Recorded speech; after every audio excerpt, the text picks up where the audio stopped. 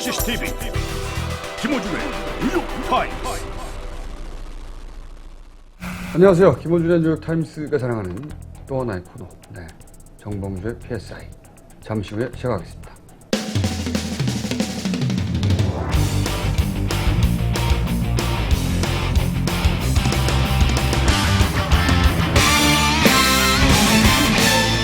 대한민국의 정치 현황을 진단한다.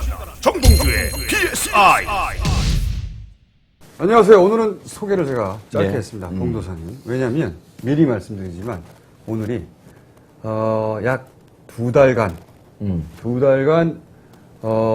PSI가 결방입니다. 결방. 한겨레 이 방송본부에서 네. 의원님이 최고위원회 예. 출마하시는 게 예. 기정사실이 되면서 좀 부담이 되나 봐요. 어쨌든 그런 이유로 하여 그러니까. 최고위원 선거가 끝나기 전까지는 예. 잠시 멈췄다가 최고위원 선거 이후에 다시 이어서 하자. 요렇게 한겨레에서 잠정 결정을 하고 어쨌든 굉장히 아쉽게도 그러므로 약 두 달 정도 이 방송이 예. 쉬게 됐습니다. 오늘 그 전에 마지막 순서이기 때문에 예. 좀 큰 틀의 이야기를 해야 될 것 같은데 자 그럼 첫 번째 의뢰 하나만 딱 하고 예. 전당대회 예. 민주당내 전당대회 앞으로 두 달간 거기다 얘기 못 할 것 같으니까 예. 그 얘기를 좀 하기로 하죠. 먼저 하나 딱 하자면 예. MB 정권의 새 내각 장관 예정자들 하자 없는 사람은 명단에 끼지도 못하는 건가요? 정말 예. 짜증납니다. 네, 뭐 MB 정권의 내가 물망에 올랐거나 또는 취임을 했거나 모두들 이런 과정을 거쳤죠. 예. 예외 없이 뭐 예. 부동산이니 위장전이니 이건 기본이고. 예. 그런데 또 내각을 새로 짜는데 총리부터 시작해서 아주 문제가 많습니다. 뭐 그러니까요. 김태호 총리 내정자만 하더라도 보니까 4년간 재산이 10배가 예. 늘었다. 그러면서 이제 한겨레가 이런 기사를 냈어요. 연봉이 한 8천에서 8천 9천, 예. 사이인데 지금 가족 예금이 한 2, 3천씩 늘고 매년 그리고 예. 빚은 한 3, 4천씩 줄었는데 그렇게 따지면 봉급에서 한 545만 원 저축하고 남은 한 달 생활비가 155만 원 아니냐. 예. 근데 이 계산도 좀 잘못된 것 같아요. 계산 비슷해요. 예, 왜냐면은 이렇게 하면은 이제 월 수령액을 700으로 잡은 건데 예. 연봉 8천에 월 실수령액이 700이 안 되거든요. 예. 사실은. 예. 연봉 8천이면 실수령액이 세금 제하고 나면 500만 원대입니다. 예. 그러니까 이거- 500만 원을 다 썼다는 얘기죠. 예. 생활비 없이. 이거는 네. 뭐 기자를 폄하하려고 그런 건 아니고 취재 믿습니다. 음. 공직자 중에 8천만 원, 9천만 원 받는 분들을 실수령이 얼마인지 그분들을 따져봐야 됩니다. 그렇죠. 국회의원이 이 정도 받거든요. 네. 국회의원들한테 물어봐도 실수령액이 네. 600이 안 넘을 때가 더 많습니다. 그렇죠. 저도 압니다. 그래서 많이 나올 때가 한 700 몇십만 원. 네. 그 지금 700 정도로 따진 거거든요. 이렇게 못 받아요. 못 봤습니다. 예, 그래서 실제 받은 액수가 얼마고 1년 평균 냈을 때 실제 수령액이 어느 정도고 쓰고 나면요. 제가 보기에는 한 달 생활비를 100만 원 미만으로 잡아야 되는 잡아야 됩니다. 단순 계산으로. 예, 하시면. 그리고 그분이 한 달 생활비로 그걸 다 썼는지. 네. 그래서 그건 썼다고 추정해 주는 순간 오히려 김태호 내정자에게 면죄부를 주는 겁니다. 이거 취재 잘못된 겁니다. 545만 원을 적금과 빚을 갚는데 썼고 나머지 예상 추정되는 게 한 100만 원쯤 되면 그것이 개인적으로 어떠한 다른 용도로 쓰였는지 그 영수증을 보고 판단을 해줘야지 이분이 생활비 이외에 다른 걸 쓸 수 있거든요. 그래서 저는 요 부분이 마치 한 달에 155만 원을 4인 생계비로 썼다. 근데 우선 그 계산이 잘못됐죠. 계산 잘못됐죠. 제가 보기에는. 155만 원 썼다라고 하면 일반 서민들은요. 아껴 썼으면 충분히 그럴 수 있지. 하면서 김태호를 옹호할 수 있어요. 그래서 제가 이해해 줄 수 있죠. 그래서 제가 보기에는 이렇게 한 550만 원쯤 저금하고 빚을 갚고 그러게 되면 실제 본인이 쓸 수 있는 돈은 100만 원도 가족이 쓸 수 있는 돈은 100만 원도 훨씬 더 못 미친다. 제가 보기에는 그렇습니다. 8천인데 예. 연봉을 제가 정확한 계산은 모르겠지만 4대 보험하고 예. 세금 다 제하고 나면요. 600만 원이 안 된단 말이죠. 이런 거거든 지금 8천에서 9천이라고 네. 한겨레 기자분들이나 다른 분들이 추정을 한 거는 네. 경남도에다가 급여 내역을 달라라고 하는 것을 지금 자료 제공을 안 하고 있는 겁니다. 제출을. 이러다 보니까 추정할 수밖에 없거든요. 자료 제출을 하게 되면 실수령이 얼마인지 정확하게 나오죠. 그러니까 이 사람들이 하자가 있으니까 자료 제출을 거부하는 겁니다. 이게 국회의원 아니면 알 수가 없는 거예요. 사실상 저축과 빚 갚는데 예. 전액을 거의 썼다는 예. 얘기거든요, 이게. 그리고 그리고 생활비가 없다는 얘기예요, 이대로 하면. 예, 그리고 이제 그 현금 영수증 사용액하고 네. 그 보도가 다 됐죠. 신용카드를 연도별로 이렇게 나눠갖고 하니까 사람들이 헷갈려요. 도표를 딱 만들어 봤어요, 제가. 네. 2005년서부터 2010년. 네. 2010년은 현금 쓴 건 빼고 5년 동안 신용카드 현금 다 합쳐서 쓴 돈이 260만 원입니다. 2년 동안. 네. 돈을 안 쓰고 살았어요? 그럼 1년에 50만 원씩 썼어요. 네. 1년에 50만 원씩 한 썼거든요. 달에 5만 원도 안 쓴 거죠? 4만 4천 원이요. 네. 4만 한 2천 원쯤 쓴 거죠. 네. 이런 걸 밝혀갖고 도대체 당신은 물만 먹고 살았냐? 밥은 안 먹고 공기만 먹고 살았냐? 네. 이걸 따져봐야죠. 그러면은 추정할 수 있는 거죠. 이렇게 돈을 안 쓰면 실질적으로 쓴 돈은 아마 다른 곳에 있을 수 있다 추정하면서 파고 들어가야 되는 겁니다. 그 기록이 그걸 남지 우리가- 않은 뭔가가 있다는 그렇죠. 그걸 얘기죠. 우리가 스폰서라고 얘기하면 이게 잡혀가요. 허위사실 유포니까 혹시 스폰서를 받았을 수도 있겠구나라고 하는 의혹서부터 접근해 가야 되는 겁니다. 그건 합리적 의심에 해당되는 거죠. 왜냐면은 게다가 자녀가 둘이에요. 예. 자녀가 11살, 9살입니다. 예. 교육비 굉장히 많이 들어갈 때입니다. 그런데 한 달에 100만 원도 안 나오는 상황에서 만약에 이 계산대로 하자면 한 달에 월급 수령으로만 따지자면 100만 원이 안 될 때가 있단 말입니다. 예. 뭐 50만 원밖에 안 될 때도 있어요. 근데 이걸 어떻게 두 자녀와 40대 가장과 네. 그리고 수입이 없는 주부가 매달 저축을 그리고 빚을 거의 545만 원, 550만 원씩 그렇죠. 갚아가면서 예. 할 수 있느냐? 많은 빚을 갖고 많은 저금을 했고 이거는 상식적으로 말이 안 됩니다. 안 사실은. 되죠. 네. 저희가 이제 김태호 내정자를 보면서 여러 가지 예측을 했죠. 이게 당내 역학관계 속에서 가다가 좀 주저앉을 것이다. 그리고 마라톤으로 따지면 페이스메이커 정도 역할밖에 못할 것이다. 네. 그리고 겨냥하는 것은 박근혜고 네. 이 페이스메이커가 사라지고 총탄을 맞고 아주 이게 그 많은 흠집을 내고 사라지게 되면 네. 진짜 친이 측에서 내세우고 싶은 사람이 나올 것이다. 그리고 그것은 아마 실권자인 제2의 권력자라고 하는 이재호 특임장관이 전면에 등장하지 않겠느냐 이렇게 예측을 하지 않았습니까? 네네. 그래서 정치 권력적으로 봤죠. 그때 우리가 무척 순진했던 겁니다. 이분이 개인적으로 갖고 있는 하자 여기 하자 집단이거든요. 네. 스타트 라인에서 시동도 못 걸고 주저앉을 상황까지 와 있는 거예요. 근데 이게 여러 사람들 있는 중에 이분만 결함이 있다라고 하게 되면 이게 뭐 좀 이게 뭐 실수 아니겠느냐 이렇게 보는데 지금 보게 되면 정권 초반에는 고소영 강부자 정권이라 그랬잖아요. 네. 지금은 사관왕 정권이에요. 사과란 정권은 뭡니까? 그거 진짜 모르세요? 네. 아니, 마지막이라고 저를 막 띄워주시는 거 아닌가? 마음에 짠해서 그냥 봐드리려고. 보세요. 위장 전입, 네. 부동산 투기, 네. 부동산 투기, 저기. 그 다음에 병역 기피. 네. 대부분 또 박사들이에요. 네. 논문 자기 표절. 요거는 기본으로 가지고 있다. 이건 기본을 갖고 있는 거예요. 그래서 제가 보기에는 지금 흐름을 보면 청와대 인사검증 시스템에 문제가 있다라고 언론에서 제기하니까 이미 인사검증하면서 다 나왔던 사실들이다. 네. 근데 개의치 않는다는 거죠. 개의치 않는다. 개의치 않는다. 여기서 우리가 두 가지 볼 수 있어요. 그리고 일만 잘하면 되지 않냐. 그리고 대통령이 차관들 23명 모아놓고 뭐라 그랬냐면 이제까지 어떻게 살아왔는지 관여하지 않겠다. 앞으로 국가관을 마음속에 두고 살아라. 이제까지 살아온 걸 관여할 수가 없죠. 자기가 그렇게 살지 못했는데 대통령 자신이. 그렇죠. 근데 이제 지금 이렇게 하자가 있는 사람들이 장관에 오르는 걸 보면 두 가지인 것 같아요.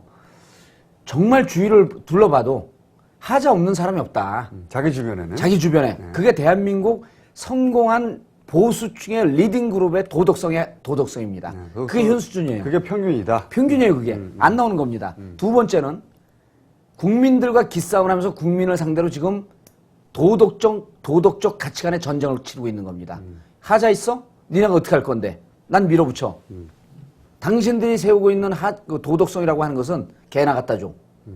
이러고 지금 밀어붙이면서 국민들을 상대로 집권 후반기에 밀어붙이기 위한 기싸움을 벌이고 있다라고 밖에 볼 수가 없는 거예요. 이 하자가 국민들은요. 위장전입 하나만 갖고도 3년 이하의 징역 벌금 내지 않습니까? 동사무소 직원들이 위장전입 했는지 우리 동네 일반 서민층 아파트도 계속 와서 두들겨요. 이 위장전입 한 거 아닌지. 동사무소 직원들은 그렇게 샅샅이 뒤지고 다니는데 그래서 걸리면 전과자 되는 거 아닙니까? 이분들은 아무 문제가 없어요.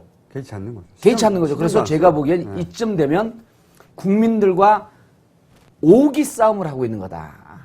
너희들이 아무리 문제 제기를 해봐라. 촛불도 내가 막았고 6.2 지방선거 진 것도 내가 막고 뚫고 나가는데 집권 하반기 날 막고 이 기싸움에서 국민들이 이겨야 됩니다.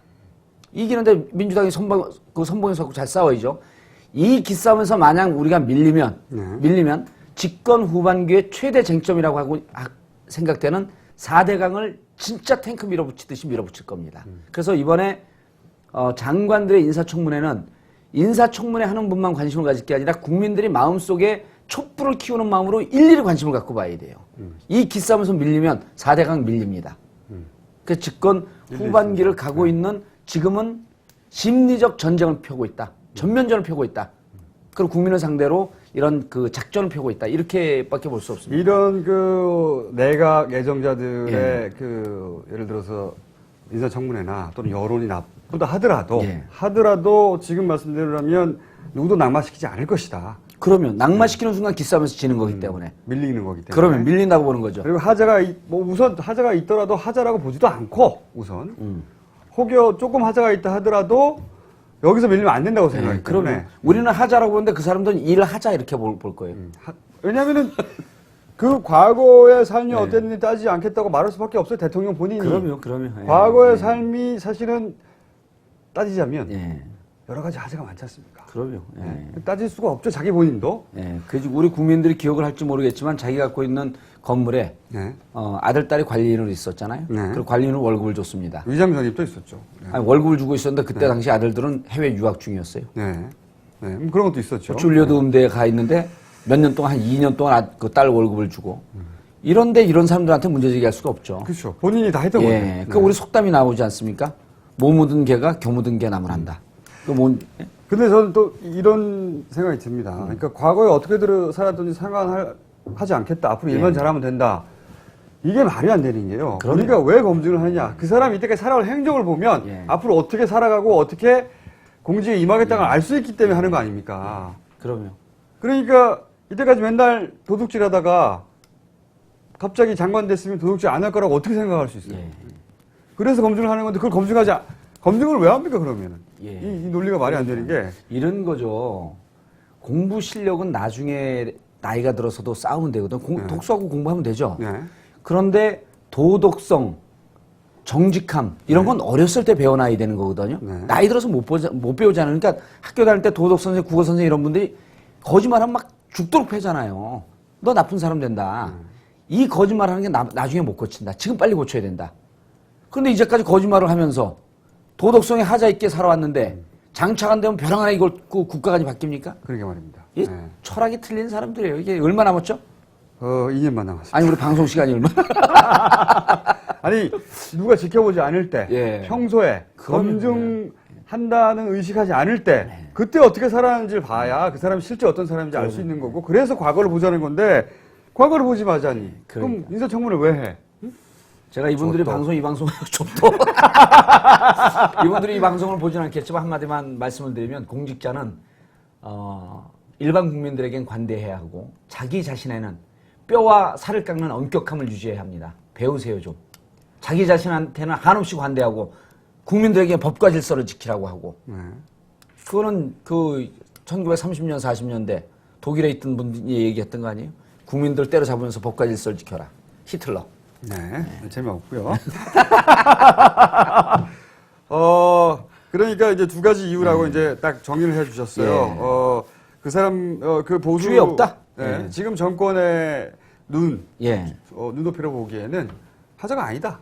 하자가 아니고 그럴 스스로의 자격도 갖추지 못했고 그리고 그게 평균이고 두 번째로는 여기서 밀리면 후반기에 자기 자신이 직접 밀고 나가려고 하는 네임덕이 온다고 보는 거예요. 그래서 기싸움을 벌이고 있기 때문에 아무리 문제 제기를 해도 아마 이렇게 밀고 갈 것이다. 그러면 그리고 여기에서 이 기싸움은 하반기에 완성해야 하는 4대강.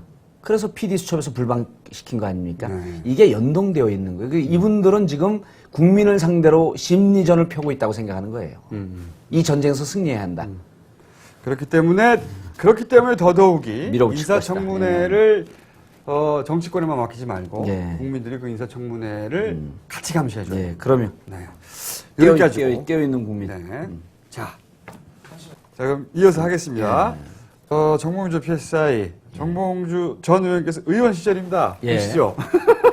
의원 시절입니다. 그리운. 저 때는 털약 먹기 전인데 저 때 네. 털이 많을 때네요. 네. 요즘 털약 먹었고 털이 엄청 많이 났어요. 여기서 털은 머리를 머리 수술을 의미합니다. 네. 요 얘기를 한번 해보겠습니다. 앞으로 2달 동안 예. 큰 틀의 이슈 하나를 한번 얘기해 보죠. 2달 예. 동안 이제 사실 지금 현 정권이 이렇게 마구 밀고 나갈 때 예. 유일한 견제 세력은 그 적어도 국회 내에서는 예.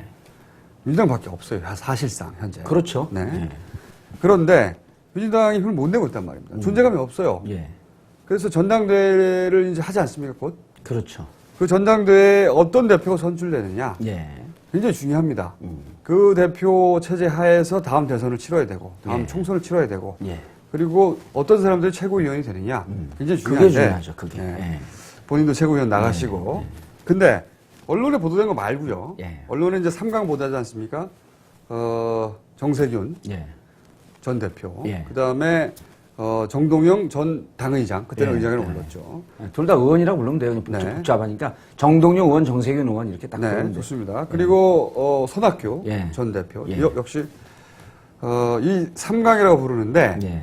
여론조사를 일반인들한테 하면 뭐 순위가 뭐 이렇게 나와요. 대의원들. 네, 근데 대의원. 궁금한 것은 예. 당내 예. 정말로 그분들과 가까이 있는 당내 당직자들 예.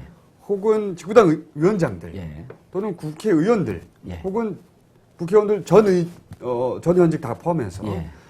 그분들이 바라보는 예. 시각 예. 이게 궁금합니다. 그러니까 사실은 일반 국민들은 이미지밖에 모르잖아요. 그렇죠. 그리고 언론에 보도된 몇 마디 그 멘트밖에 모르는데 네. 정말 그분들을 가까이서 다가가서 본 사람들, 겪어본 사람들의 견해, 그 견해가 일단 궁금합니다. 거기서도 얘기를 해보죠. 질문이 상당히 깁니다. 네, 왜냐면 설명 좀 해야 되기 때문에. 자, 그럼 그 3강이라고 하는 사람들의 당직자들의 선호도부터 얘기를 한번 해보죠. 당직자가 한 200명 남짓합니다. 네. 그분들의 말 맨날 부딪히는 분들. 맨날 부딪히는 네. 분들이죠. 당직자들 중에서 가장 선호도가 높은 분은 정세균 의원입니다. 아, 그건 왜 그렇습니까? 정세균 의원 가까이서 뵈면요. 네. 참 부드럽고 인간적이고 살갑고 그렇습니다. 음. 정동영 의원도 살갑고 부드럽고 그러는데 많은 당직자들이 그 바닥을 압니다.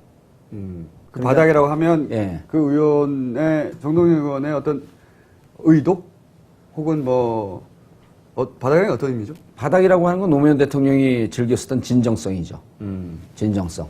그래서 살갑게 대하고 친근감 있게 대하지만 과연 진심이냐? 라고 하는 측면에서는 의심이 있다 항상. 의심이 있다고 얘기하면 제가 표가 좀 안 나올지 모르니까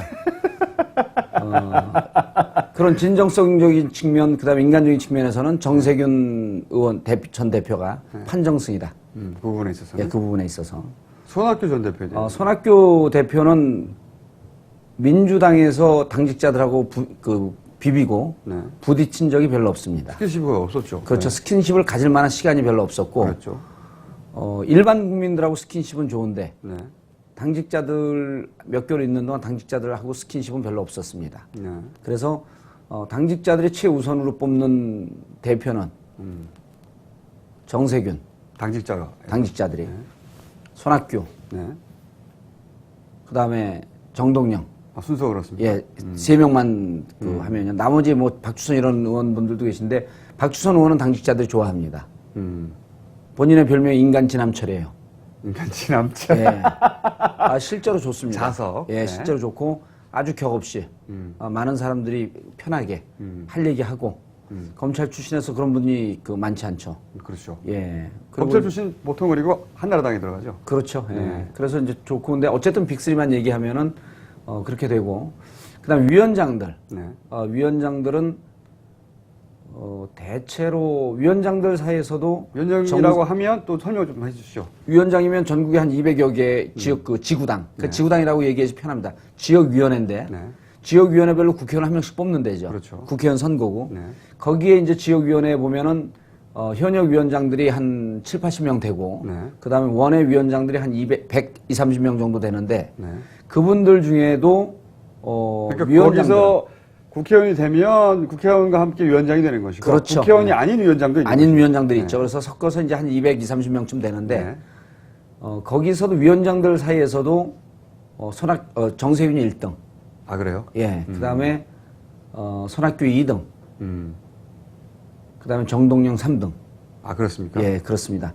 그 전에 정동영 의원을 지지하는 세력들이 많이 있었는데 그렇죠. 개파가 가장 컸지 않습니까? 과거에? 가장 컸죠. 그리고 조직적 그 충성도와 결속력이 가장 높아요, 지금도. 네. 그런데 지난해 4월에 탈당. 무소속으로 탈당해서 무소속으로 출마하고 난 다음에 그 조직 지지하고 있는 분들이 많이 등을 돌렸습니다.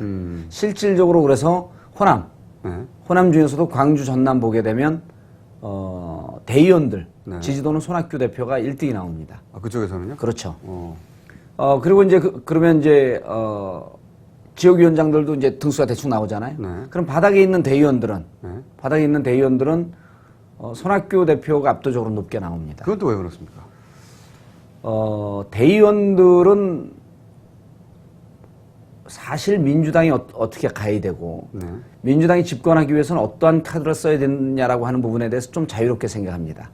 그런데 위원장쯤만 돼도 그렇죠. 자기 지역위원장을 임명하는 과정, 지역위원장을 유지하기 위한 과정 이런 것 때문에 정치적 이해관계가 그렇죠. 얽혀 있습니다. 누가 대표가 되는 것이 나한테 유리한 것인가? 그렇죠. 그러한 이해관계를 따지지 않을 수 없기 때문에 네. 2012년에 대선 후보가 누가 돼야 되겠다라고 하는 것은 마음속에 있지만 지금 이 과정에서 당대표를 뽑는 과정에서는 나는 불가피하게 이분과 우호적 관계를 맺을 수밖에 없다라고 하는 정치적 이해관계가 얽혀 있습니다. 그래서 정세균 대표가 2년 동안 당대표를 하면서 정세균 대표와 정치적 이해관계와 인간관계로 엮인 분들이 좀 있다. 그래서 그쪽으로 많이 가 있죠. 이를테면 지난 대선 때 손학규 대표를 지지했던 많은 전직 의원들 그분들이 지금 정세균 대표한테 많이 가 있습니다.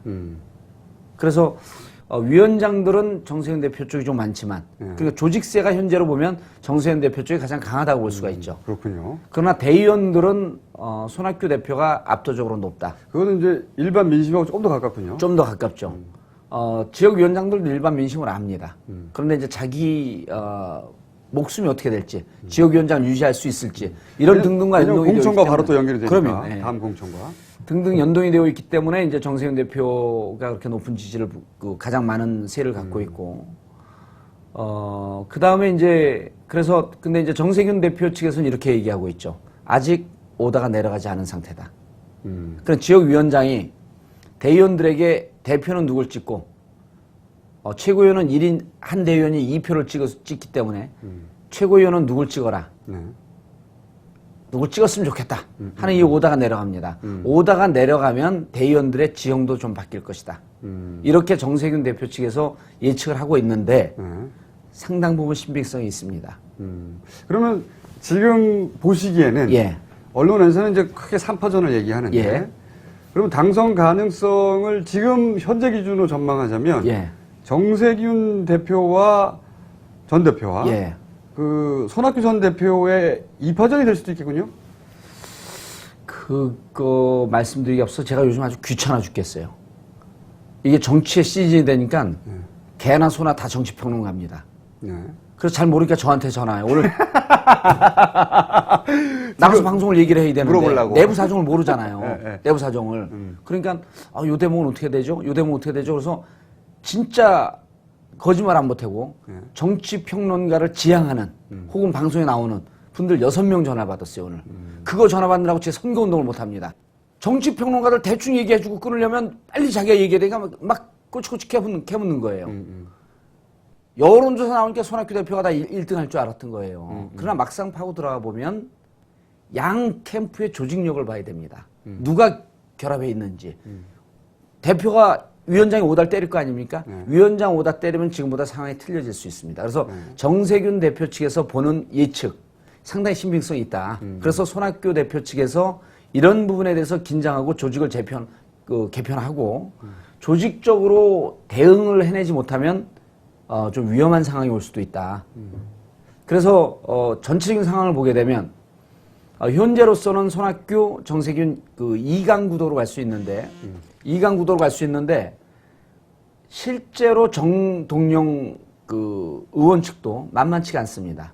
왜 만만치가 않냐 하면 여기는 조직력이 전에보다 많이 위축됐음에도 불구하고 전국 선거를 4차례, 5차례 치러봤기 때문에 조직적 결속력이 대단히 높고 전체판의 흐름을 읽어내는 데는 훨씬 더 선수입니다. 그래서 흐름을 어느 정도까지 끌려가다가 어느 쯤에 뒤집어 엎어야 되겠다. 그래서 제가 그러면 그건 뭐냐면 이 조직력이 먹혀 들어가는 거는 당내 선거지만 돈이 많이 뿌려지는 선거나 돈을 많이 쓰는 선거가 되면 조직력이 강한 사람이 이깁니다. 그래서 제가 이러저러한 경로를 통해서 당에서 돈 쓰지 못하는 그 투명한 정치, 깨끗한 정치를 하라고 아이디어를 줬는데 그게 많이 반영이 됐어요. 그래서 그전에 막 10명, 40명, 50명 대의원들 모아놓고 식사도 먹고 막 밥도 사고 그랬는데 10명 이상 모아놓고 간담회를 할 경우에는 중앙당 그 선관위에 신고해야 됩니다. 안 하면 어떻게 됩니까? 징벌 조항이. 3진 아웃제입니다. 첫 번째 옐로우 카드, 레드 카드, 그 다음에 후보 자격 박탈. 이게 다 제 아이디어입니다. 네. 아니, 달라 그러면 그러니까 이 민주당이요. 제가 없으면 움직이지가 않아요. 네. 아니, 제가 벌써 10분 동안 본인 자랑이 안 나왔는데 왜 이러지? 하고 듣고 있었어요. 그래서 내일 모레 역시, 월요일날 또 치고 나갑니다. 민주당 상상력의 부재인가 의지의 결여인가. 징벌 조항이 너무 약하다. 저는 단순히 징벌 조항을 후보 자격 박탈이 아니라 그걸 주도한 위원장 그리고 거기 참여한 후보들 이 사람들 2012년 공천 배제하자. 굉장히 강력하네요. 굉장히 강력하죠. 왜냐면 이게 네. 다 공천 때문에 일어나는 그러면 일이거든요. 네. 그래서 월요일날 제가 이 방송 나가기 전에 월요일날 기자회견합니다. 민주당 껍질을 깨는 아픔을 느끼면서 당을 재창당하자. 돈 선거하는 이러한 인간들 발본색원하자. 그러면 그래서 아니, 공천 배제하자. 근데 이제 근저에는 뭐가 있냐면요. 저는 1년 반 동안 당의 교육을 하면서 사전 선거운동 다 끝냈습니다. 저는 쓸 돈도 없고. 네. 아니 여기 보는 분들이 치사하게 느낄 수 있을지언정 이거는 인생을 살아가는 전략입니다. 그리고 당을 깨끗하게 만들어야죠. 투명하게. 평소에 열심히 전국 돌아다니면서 저 밥 좀 샀습니다. 네. 근데 밥을 산 거는 우리 당에 다 카드로. 당의 카드로. 제 돈 안 썼어요. 쓸 돈이 없습니다. 근데 그 교육으로 가서 교육으로 가서 한 거니까요. 그러면 평상시에 교육가라 그러면 약속한 의원들이요. 10건 교육을 잡으려면 8건을 펑크를 내요. 지방 다니기 귀찮으니까. 경남 통영까지 누가 갑니까? 귀찮으니까. 제주도까지 누가 가요? 네. 강의료도 안 나오는데. 네. 정봉주는 갑니다. 의원님 달리 할 일도 별로 없으시잖아요. 제가 1년 반 전에 그래서 네. 사실은 최고위원 나와서 당을 좀 뒤집어 엎어야 되겠다. 그때 뜻을 품고 이 부원장 들어갈 때부터 전략적으로 들어간 거예요. 교육을 담당하고. 네? 그리고 제가 공교육 사교육을 넘어들어서 교육에는 달인 아닙니까? 개콘 달인을 만난다. 뭐 그게 한번 나가고. 알겠습니다. 그러면 어쨌든 다시 돌아와서. 그래서 3파전인데. 3파전인데 대의원들한테는 현재로선 손학규 대표의 지지율이 높지만 오다가 내려가면 정세균 대표와 이게 박빙의 싸움으로 갈 수가 있다. 그러나 정동영도 무시할 수 없다. 정동영도 무시할 수 없는데 그래서 이 시점에서 일반 국민의 여론을 반영하는 비율을 어떻게 할 거냐. 네. 이게 키포인트가 될 수가 결국 있습니다. 이제 선출 방식의 문제죠. 선출 방식의 문제죠. 그러니까 현재로는 대의원만 하게 되어 있는데 한나라당이 일반 여론 30% 반영하지 않았습니까? 네. 그래서 여론 반영을 하자라고 하는 움직임이 내부에 있는데 30%에서 넘어가게 되면 50%까지 차지하게 되면 손학규 대표가 대단히 유리한 국면으로 가고 그리고 그 비율이 좀 떨어지게 되면 손학규 대표와 정세균 대표가 좀 이렇게 그 2강 구도를 갖고 싸우는 구도로 가지 않겠느냐 이렇게 예측해 볼 수 있는데 오늘 한 평론가는 저한테 전화해서 결국은 정정 싸움이 되지 않겠느냐. 근데 내가 아니다 하면서도 마음속으로 슬쩍 불안하잖아요. 저 양반이 왜 저런 평가를 할까? 예측을 하지? 얘기를 들어보니까 허접해요. 그 평론가의 예상이. 네, 평론가의 예상이 허접해요. 그래서 저는 실상을 잘 모르는. 정정 싸움은 아니고 정손 싸움이 될 것이다. 이렇게 보고 있는 거죠. 그리고 그래서 손 캠프 측에서는 저는 옛날에 지지했지만 이번에 거기 참여하지 않습니다. 어느 캠프에도 참여하지 않고 최고위원은 이제 대표와 동일 반열에 가는 거 아닙니까? 그래서 등거리 외교를 하면서 정확하고 투명한 선거를 할 수 있도록 뒤에서 계속 쫓아다니면서 이제 뒤통수 때리는 겁니다. 투명한 선거해라. 깨끗한 선거해라.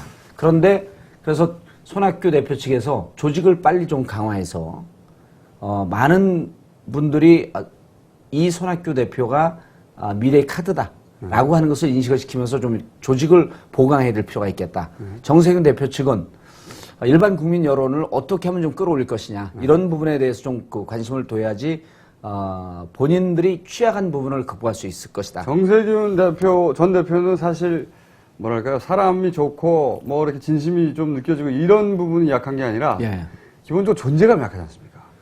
뭐 상황을 돌파해내고 예. 주도해내고 그런데 그런 약한 이미지로 다시 그러니까 이런 얘기를 한번 해보죠. 그렇다면 의원님이 보시기에 2012년 대선 혹은 그 이전의 총선을 예. 대비하자면 예. 정세균 대표가 적합한 인물입니까? 아니면 손학규 대표가 적합한 인물입니까? 종합적으로 볼 때 당내만 따지지 않고 이때까지 겪어보셨으니까 양쪽 다. 양쪽 다 겪어봤으니까요. 네. 국민의 판단에 맡겨야 된다고 보는데요. 네. 그 이유는 당이 2007년도에 리매치가 되면 안 됩니다. 네. 정동영, 손학규 네. 그리고 그 외의 몇 분 이러면 당은 죽습니다. 네. 그래서 저는 외연을 확 넓혀서 새로운 인물들이 들어와서 싸우자. 당에서도 젊은 후보들도 나와서 싸우자. 이런 주장입니다. 그래서 그 두 분을 놓고 평가한다고 하는 것 자체가 실질적으로 국민들의 흐름과는 좀 무관한 평가이기 때문에 별로 답변하고 싶지 않습니다. 근데 사실 지금 그 3강 중에 한 명이 당대표가 될 확률은 대단히 높지 않습니까? 지금. 100%죠? 그 100%죠. 네. 그러니까 그 둘 중에 한 사람이 이제 될 것이라고 예상하셨으니까 예. 둘 중에 누구 한 사람이 된다면 예. 그것이 정말 국민들이 보기에 적합한 후보인가 이거 따지기 이전에 예. 선택지가 두 개밖에 없으니까 예. 둘 중에 한 사람이라면 누가 더 낫냐 이거죠. 보시기에 객관적으로. 일장일단, 진짜 일장, 피하려고 그런 게 아니고 진짜 일장일단이 있어요. 그러니까 그 정세균 대표는 지난 2년 동안 기회를 받았잖아요. 그래서 조직적으로, 인간적으로도 좋은데 당이 왜 저렇게 메가리가 없냐. 바로 그겁니다. 그게 문제예요, 그게. 네. 손학규 대표는 참신하고 치고 나가는 건 있는데 아주 세밀한 부분에 있어서 당의 조직이나 이런 정무에 대해서 좀 약하고. 그러니까 그리고 그분은 항상 보면 예. 저분은 자기밖에 생각 안 하는 것 같다. 이런 인상을 줘요. 실제로 그렇습니까? 그렇진 않아요. 가끔가다 제 생각도 합니다. 그래서 2012년은요. 좀 자기중심적이다 그런 생각이 드는데 그렇지 않나요? 정치하는 사람이 다 자기중심적이에요. 그렇긴 한데요. 예, 유독 심한 사람들 있지 않습니까? 그러니까 정치인들 중에서 제가 알고 있는 정치인들 대부분이 다 자기중심적인데 네, 그래서 유독 저만 이렇게 좀 이타적이에요. 제가 궁금한 건 손학규 전 대표가 예. 좀 이렇게 자기중심적이고 그런 면이 정치인들이 다들 그렇다고 하긴 하지만 예. 좀 강하지 않느냐 하는 인상이 춘천 있더라. 갔다 오시면서 많이 바뀌었어요, 그게. 아 그래요? 그 전보다는 많이 좋아졌습니다. 그 전에는 분명히 그런 점이 있었는데 그런 점이 있었죠. 예. 지금 그리고 일테면 정동영 의장 같은 경우도 지난번에 BBK 갖고 똥볼 차고 그런 이유가 네. 그걸 자기 입장에서만 생각하니까 그런 그 헛발질이 나오는 거예요. 그런 거죠. 예, 그런 건데. 제가 이제 말을 과감하게 하지 않습니까? 똥볼, 헛발질. 예? 이 부분에 대해서 분명히 사과하지 않고 넘어가면 네. 제 입이 이제 폭발합니다. 자 그러면은 셋 중에는 2파전을 예상하셨고 그렇죠. 둘 가지고는 일장일단이 있다고 하셨는데 예. 그럼 이런 가능성은요. 누군가가 치고 올라와서 예. 당 대표를 꿰찰 예. 2달 이내에 예. 가능성은 정말 없습니다. 없어요. 예, 오히려 집단지도 체제로 가면, 집단지도 체제로 만약 가면 갈 가능성이 1%도 안 되는데, 집단지도 체제로 가서, 한번 진짜 제대로 붙자. 그리고 돈 못 쓰는 선거 딱 묶어놓고, 그러면 당에, 그건 어디서 결정이 나냐면 TV 토론에서 결정하거든요. 네. TV 토론에서 결정 나는데, 일주일에 한 번씩 50분 방영하면서 TV 토론을 제대로 훈련한 건 저밖에 없습니다. 네. 그래서 TV 토론을 만약 결정하게 되면 젊은 후보들이 치고 올라갈 가능성이 높습니다. 하지만 그렇게 하지 않을 것이다. 그렇게 안 될 것 같고 TV 토론으로 가게 되면 농담이 아니고 저하고 최재성 의원이 제일 강점입니다. 그렇죠. 예, 두 분 다 이빨하면. 예. 네. 아니, 우리 이빨이라고 표현 안 합니다. 그런 천박한 표현 안 쓰고 구라. 네. 구라 뭐 구라나 이빨이나. 당에 이제 구라 4대 천왕이 있어요. 처음에 전화. 17대 때는 3인방이었었습니다. 네. 우상호, 네. 연포천의 이철호, 정봉주 이게 구라 3인방이거든요. 네. 최재성 의원이 한 2, 3년 정도 대변인 하면서 자기도 이제 구라 마왕이다. 그래서 4대 천왕입니다. 4대 천왕. 구라 4대 천왕. 근데 그 중에 2명이 최고위원회 이번에 나왔잖아요. 아니, 저는 집단 지도 체제 갖고 한번 제대로 붙고 싶어요. 자, 그러면 이제 최고위원 얘기를 잠깐 예. 해보죠. 사실 최고위원이 된다고 한다는 것은 예. 원내에 있든 원외에 있든 예. 사실은 지도부가 된다는 거잖아요. 그럼요. 예. 지도부가 되고 당대표와 같이 당의 그 진로를 같이 의논하는 자리 아니겠습니까? 예. 예. 사실 굉장히 중요한 자리예요. 중요한 자리죠. 그리고 원외에 있다가 그 자리에 간 사람 그렇게 많지도 않고 그렇죠. 상징적인 인물 몇몇밖에 없고 이 최고위원 5명은 어떻게 전망하십니까? 당의 미세하지만 변화가 일기 시작했습니다. 처음에 제가 원외 초선이 출마하니까 이 실질적인 변화입니다. 최고위원을 3선, 4선 의원들이 준비하고 있다가 그렇죠. 저거 원외 초선 원외 의원이 뭐 지금 당이 장난이야? 네. 이러면서 원로 선배들이 많이 비판했어요. 네. 그건 이제 의원님 본인을 저를 지칭하는 지칭해갖고. 거죠. 네. 아, 정봉주 장난해? 그러니까 그러면서 국회의원 한 번 하고 지금 떨어졌는데 무슨 최고위원을 나와 이런 거죠. PSI 나가고 까불기만 하대? 까불기만 하대. 네. 그렇게 볼 수 있죠. 네. 철이 없어? 뭐 이렇게. 그렇죠. 네. 이게 그러니까 21세기 20대, 30대 젊은이들 트레이드 마크인 즐거움, 흥겨움 이런 걸 이해를 못 하는 거예요. 네. 지금 진지하게 어디 가서 정치 얘기하면요. 뺨 안 맞아요. 그리고 그 사람들 투표도 안 해요. 근데 어쨌든 정봉주가 저렇게 가니까 저거 지금 뭐 장난하는 거 지도부가 무슨 장난이야? 그런데 돌아보니까 이게 1년 반 동안 닦아놓은 게 만만치 않거든요. 네. 원외인데도 계속 인터넷 TV에 나오고 네. 언론에도 계속 나오고 3선, 4선 준비하던 분들이 많이 접었어요. 오히려. 접었죠. 망신당할 수도 있겠다. 망신 당할 수 있다. 그래서 접었습니다, 실제로. 몇 분이 접었어요. 그리고 쭉 가고 있는데 구체적으로 이인영 의원은 안 나온다 그랬어요. 네. 초선의 원외거든요. 네. 자신이 없었던 거죠. 네. 저는 바닥을 딱 훑고 다니면서 해볼만 하다 해갖고 나왔는데 이인영 의원은 그쪽 그 계보에서 야, 정봉주도 나가는데 너 전대회 의장 출신 아니야? 정치인으로 저보다 공력이 높은지는 잘 모르겠지만 운동권 시절엔 저보다 한참 위였었죠. 엘리트 운동가였었죠. 저는 허접한 운동가였었고. 그럼 정치권 들어와서는 틀려졌습니다. 우리는 바닥에서부터 겨울 나온 그런 헝그리, 자수성가형 정치인 아닙니까? 네. 정봉주가 나가는데 이인영 왜 못 나가? 자기가 계속 그 만류하고 거부하다가 딱 보니까 정봉주가 뛰는데 바람이 불거든요. 최재성도 재선 아닙니까? 그래서 바람이 부는지는 아직 제가 모르겠는데. 아니 두고 보세요. 네. 그러니까 이인영이 결정을 한 거예요. 물론 이게 전체 한 부분이긴 하지만 당내에서 이렇게 젊게 도전하는 이게 도전하는 정신 아닙니까? 예전 같은 원외 초선이요. 꿈도 못 꿉니다. 이게 이제 이런 용어에 익숙하지 않은 분들도 있으니까. 예. 원외 초선이라는 건 그냥 한마디로 말해서 한 번 국회의원하고 떨어진 사람. 그럼 한 번 국회의원 떨어진 사람. 네. 그래서 백수. 백수. 사실상에. 그럼요. 사실상에 백수가. 현역 재선 3선 의원이 보면요. 저 밑에 까마득한 아래 있는 허접한 인간이죠. 그렇죠. 근데 지도부가 되겠다고 국회의원 통과도 못 했는데 어떻게. 그럼요. 이 제1야당의 예. 국회의원 전체를 대표하고. 그럼요. 그 지구당 의원들 전체를 대표하는 최고위원이 되려고 해. 이런 그럼요. 거죠. 그러니까 이게 여기서 보이는 게 이제 멈추지 않는 개혁에 대한 열정. 끊임없이 달리는 신몽골 기병론이에요, 이게. 저를 한마디로 표현하자. 파죽지세.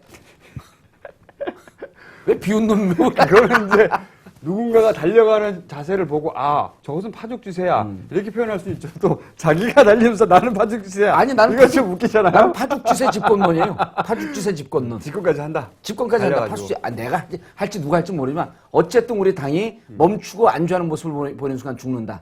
이 달려가는 모습을 보고 뒤에 왔던 원외 그 초선하면서 떨어졌던 원외 위원장들 용기를 내서 나오는 겁니다. 초선 의원도 또 도전해요. 김진애 의원. 나 멋지다 그랬어요. 도전하라. 도전하는 민주당을 이제까지 못 봤던 겁니다, 국민들은. 하지만 그 최고위원들이 누가 나온지는 아예 잘 보이지도 않아요 지금은. 잘 안 보이고 당내에서는 정봉주와 최재성만 보인다 이래요. 왜냐 가는 데마다 있으니까. 가는 데마다. 네. 그래서 현재 제가 전망하기에는 네, 본인의 제가 이제 우리 같은 또 동지니까 언급을 해줘야죠. 정봉주, 최재성, 이인영, 백원우. 네. 여기 이제 486이라고 하는 친구들이 나온 거예요. 네. 이분들 중에 적어도 많으면 3명, 네. 적으면 2명은 최고위원회 됩니다. 그렇게 전망하셨는데 본인은 그러면 됩니까 안 됩니까? 저요? 네. 본인에 관한 전망은 대부분 틀리잖아요. 이제 그럼 우리 김총수께서 해주셔야죠. 될 것 같아요, 안 될 것 같아요? 혹시 저는 모르겠어요. 제가 아직도 민주당에 대한 소문을 못 들으셨나요? 제가 그렇지 않아도 예. 한 일주일 전쯤에 예. 민주당 당직자 몇 명을 우연한 자리에서 예. 만난 적이 있습니다. 예. 그래서 한번 물어봤어요. 예. 정봉주 전 의원에 예. 대해서 어떻게들 생각하냐 내부에서. 예. 그 얘기 하긴 하더라고요. 처음에는 무척 싸가지 없고. 아니 그게 아니라 처음에는 뭐 최고위원 되겠어 절대 안 되지. 예. 라고 하는 분위기가 분명히 있긴 있었대요. 예. 있긴 있었는데 요즘은 조금 지켜보고 있다. 어. 지켜보고 있다. 그러죠. 바람이 분다까지 얘기는 안 하고요. 아니, 그쪽, 그러고 있어요. 근데 당직자들은 180명이거든요, 표가. 네. 당직자들은 제가 50% 이상 먹습니다. 50% 이상 180명 중에 90표 이상 먹어요. 자기 마음대로. 아닙니다. 당직자들은 네. 너무나 정확하게 알아요. 이 후보들 너무 정확히 알기 때문에 당직자는 50% 이상 저한테 옵니다. 네. 이거는 장담이에요. 그리고 이 당직자는 한 표가 아니라 모든 당의 정치적 여론과 소문은 당직자 입에서 나옵니다. 네. 가까이서 본 당직자의 평가가 어떠했느냐. 이게 중요합니다. 아까 모 후보가 식사 왔는데 당직자 8명이 앉아있는데 저도 악수를 안 했고 그 후보도 악수를 안 해요. 네. 저는 왜 악수를 하냐면 다 제 표입니다. 뒤에 오는 후보가 왜 악수 안 해? 그럼 저건 봉주영 표야. 나 악수 안 해. 싫어합니다. 이거 오늘 점심에. 당직자들은요. 당을 위해서 몸을 아끼지 않고 싸워온 그런 히스토리. 평상시에 자기들하고 형 동생 하면서 지내는 캐릭터. 네. 이런 걸 높이 사는 거죠. 이 사람이 정치적으로 성공할 것인가 말 것인가 라고 하는 건 마음속에 딱 쟁여놓고 있죠. 얼만큼 우리하고 인간적 스킨십을 하고 정말 격이 없이 지내느냐. 네. 당직자들이 저더러 의원님이라고 부르는 친구들이 거의 없어요. 다 형이에요, 그냥. 그럼 난 아우. 오늘 카드 좀 빌려주게. 카드 좀 빌려주게. 돈이 없으니까. 그래서 제가 보기에는 젊은 후보들 중에 저는 4명 다 들어왔으면 좋겠어요. 네. 그래야지 당이 4명이 다 들어서 우당탕탕하면서 당을 변화시킬 수 있습니다. 적어도 2명만 들어와도 민주당은 변합니다. 그중에 그러니까 4명 중 절반의 확률이 있다고 보시는 거고. 있죠. 문제는 그중에 본인이 들어가냐 안 들어가냐는 정확하게 예측을 해드릴게요. 네. 2명 들어가게 되면 저하고 최재성 의원입니다. 3명 들어가게 되면 정봉주, 최재성, 이인영이고요. 네. 4명 들어가게 되면 백원우 듣기입니다. 4명 들어가면. 예. 지금 백원우 의원이 최고 약세이기 때문에 제가 같이 하면서 좀 키워주려고 했는데 그 캠프에서 합종연애하는 거로 오해가 비춰질 수 있으니 같이 하지 마라. 후회할 겁니다. 하지 마라. 후회할 겁니다. 그쪽은 현직이고 본인은. 그러지 않습니다. 네. 거기는 이제 백수인데. 친노의 대표로 나오는데 네. 안희정은 친노의 대표를 하는데 짠했잖아요, 우리가. 친노면서 10년 동안 무관으로 국회의원 한 번 못하고 계속 다쳤잖아요. 네. 고생만 하고. 그래서 친노 쪽에서 안희정은 뭔가 만들어줘야 된다라고 하는 바람이 불었는데 백원우 의원 재선하면서 지금 6년 차 아닙니까? 네. 누릴 거 다 누렸다. 뭐. 왜 백원우를 우리가 친노의 대변인인 것 하는 건 인정을 하는데 국회의원인데 굳이 최고위원까지 들어갈 필요가 있어? 우리 입장을 대변하는데 국회의원님은 족하지? 이런 분위기가 있는 거예요. 그러니까 꼭 찍어야 되는 히스토리가 없는 겁니다. 정봉주는 이 정권 하에서 유죄를 받았는데 BBK로 네. 당이 보호하고 살리기 위해서 앞장서서 당이 무죄를 때려야 되겠다. 네.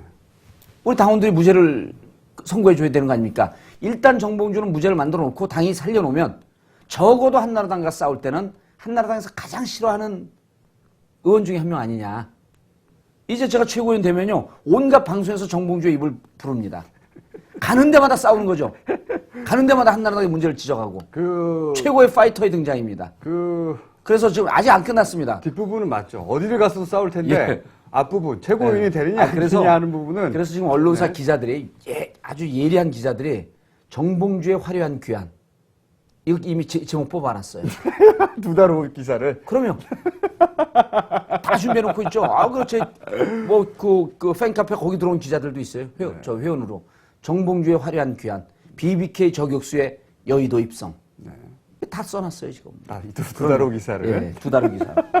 이 예측 가능한 정치라고 하는 건 즐겁지 않습니까? 문제는 근데 정봉주 의원님의 그 정치 전망 해석이 굉장히 예리하고 적중률이 높은데 고춧가루를 치르세요. 본인 뿌리세요. 고춧가루를 뿌리세요. 본인은 자신의 지역구에서 떨어지고 본인하고 하는 건 안 맞아요. 그럼요. 네. 자 그러면은 저희가 두 달 동안 이 재밌는 분석과 전망을 못 보게 될 확률이 굉장히 높은데 큰 사건이 나면 저희가 할 수 있이 불러와야지 다시. 예.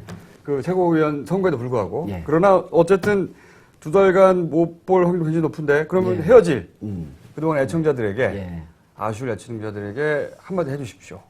지난 7개월 동안 여러분들과 함께 정치를 주제로 정치가 이렇게 함께 재밌게 즐길 수 있구나 하는 새로운 장을 같이 열어갔습니다.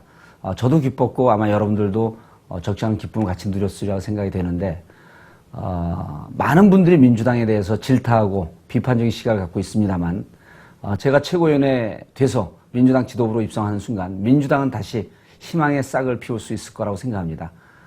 우리 한겨레 한이TV에 대한 애정도 잠시 접어두시지만 다시 두 달 뒤에 함께 이 방송을 다시 만들어 나갈 것을 약속을 하고 그리고 최고위원이 돼서 반드시 여러분과 함께 새로운 민주당 대한민국 진보의 미래를 함께 만들어 나가는 그런 길을 개척하겠습니다. 최고위원 정봉주로 다시 돌아오겠습니다. 감사합니다.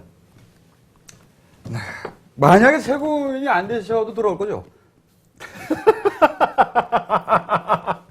근데 이번에는 진짜 제가 전망을 하는데 안 될 가능성이 무척 희박해요.